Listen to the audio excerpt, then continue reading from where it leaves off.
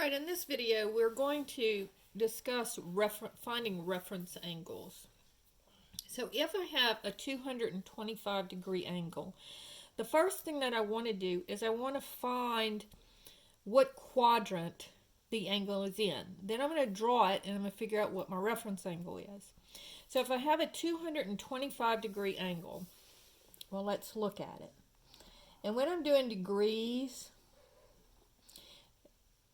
I'm just going to look at my x-axis. So I've got 0 degrees and I've got 180 degrees. And then if I keep going, then I have 360 degrees. So when I'm looking at a 225 degree angle, and on the degrees, I kind of like to use the y-axis as well, because sometimes it's difficult to see whether it's easy to see first and second or third and fourth, but it's hard to see whether it's first or second or third or fourth. So what I'm going to do is I'm going to say here's 90 degrees and here's 270 degrees, right? So now I'm looking at 225 degrees. So 225 degrees is going to be between 180 and 270. So it's going to be somewhere in the third quadrant. Now remember, we always draw our reference angles to the x-axis. It never goes across, it always goes up and down. So always to the x-axis. So here's my 225 degrees, and I'm going to 180 degrees. So to find my reference angle, all I'm going to do is I'm going to take my bigger number, 225, and I'm going to subtract 180. And so this would be 5 and this would be 4. So my reference angle here would be 45 degrees. All right? So first I find the quadrant. Once I know the quadrant, then I'm going to draw it and I'm going to subtract. All right? Problem number 2. Let's say that I have 300 degrees. All right, so looking at this one,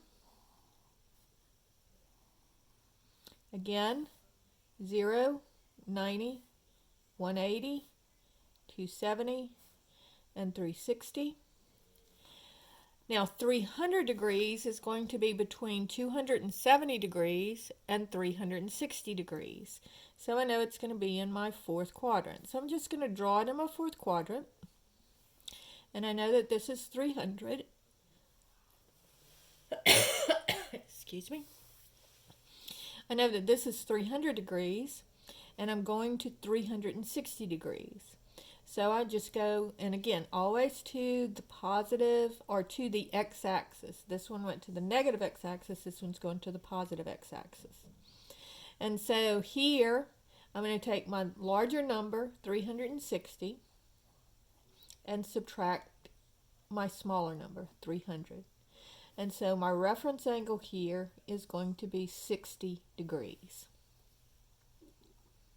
Problem number 3. Let's say that I have negative 210 degrees. In this case, I'm going negative, so I'm going to go backwards.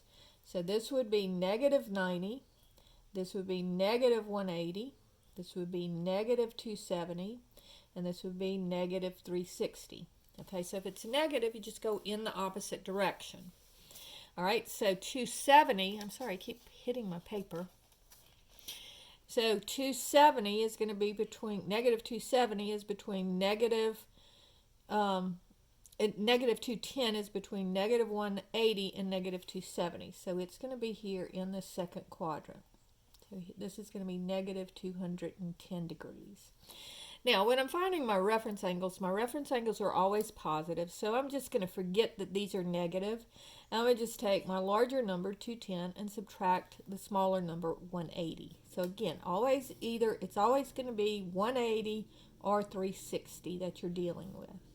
So 210 minus 180 is 30 degrees. So my reference angle here is 30 degrees.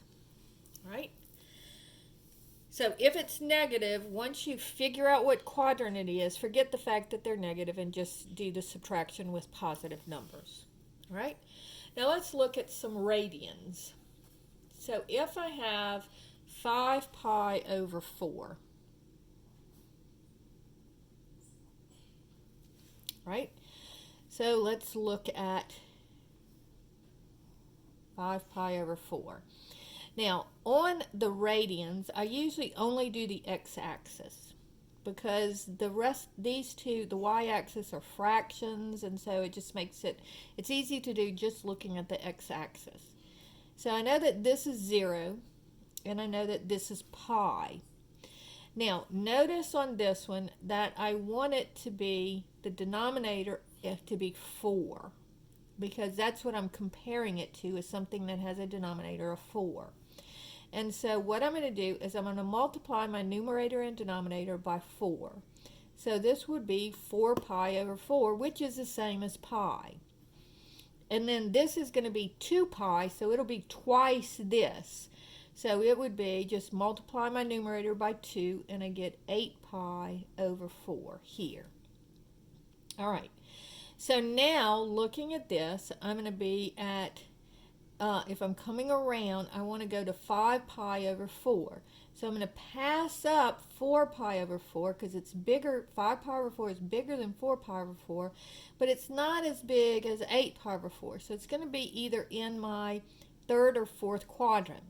Now, is 5 closer to 4 or to 8? 5 is closer to 4. So that tells me that it's going to be closer to 4. And so it's going to be in my third quadrant. So this is 5 pi over 4. So I'm going to take 5 pi over 4, the bigger one, and subtract the smaller one, 4 pi over 4. And that gives me pi over 4. So my reference angle here would be pi over 4. All right? Problem number 5 is 2 pi over 3.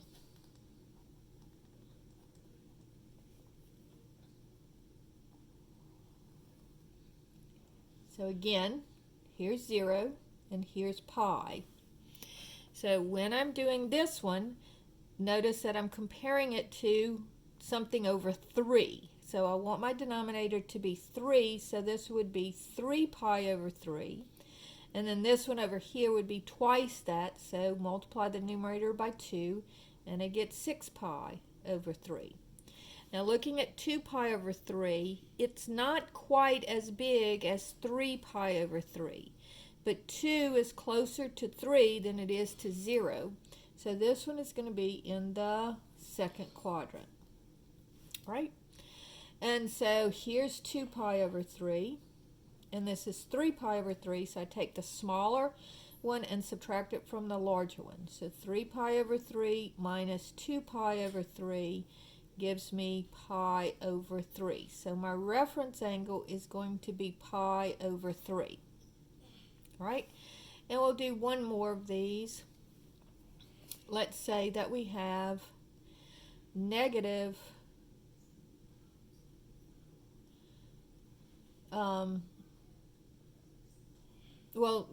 I'll wait and do the negative one on the next video. Let's just go ahead and do a positive one here too. So 11 pi over 6.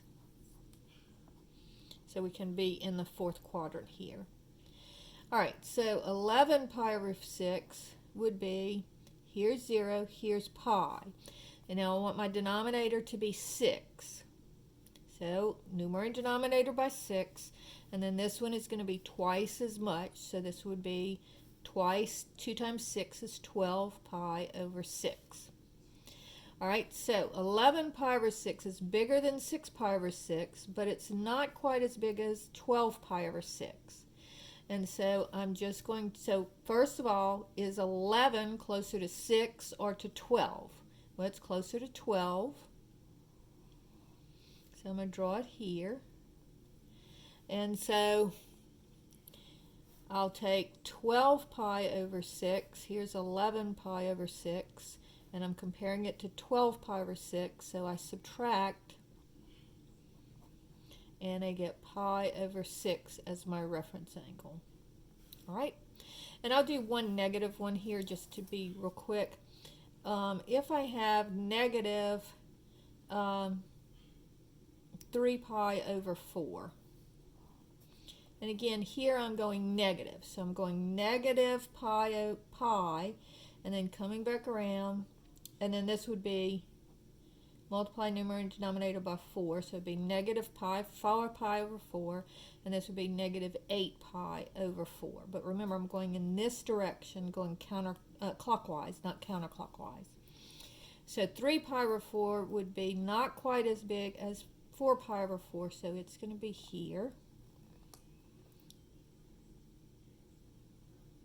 And then again, forget the fact that they're negative. So 4 pi over 4 minus 3 pi over 4 is going to give me a reference angle of pi over 4. All right. So first you find out what quadrant. And then once you know what quadrant, you draw your angle. And then subtract. So that is how you find your reference angles.